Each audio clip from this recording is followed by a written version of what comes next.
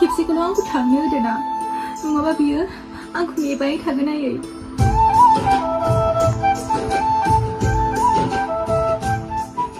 हे लोगोफोर दिनैनि बे गुबुन मोनसे गोदान शर्ट आपडेट भिडिअआवहाय नोंथांमोन गासैखौबो बरायहरनाय थालायबाय लोगोफोर स' नोंथांमोननिसिम आसा खालामो भिडिअखौहाय जागायनायनिफ्रायहाय जोबजासिम नायलांगोन होननानै एक्चुअली लोगोफोर आं दिनैहाय गोदानै फैनो गोनां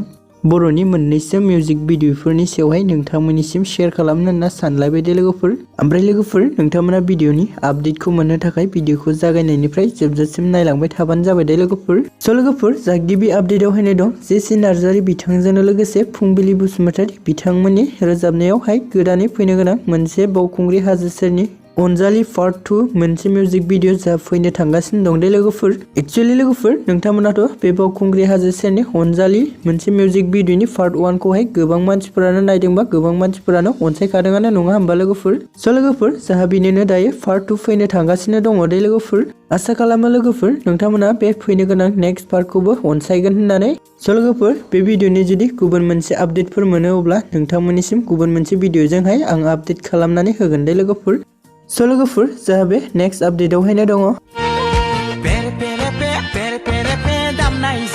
लायगोन नोंखौ आगै आङो हेलिकप्टारजों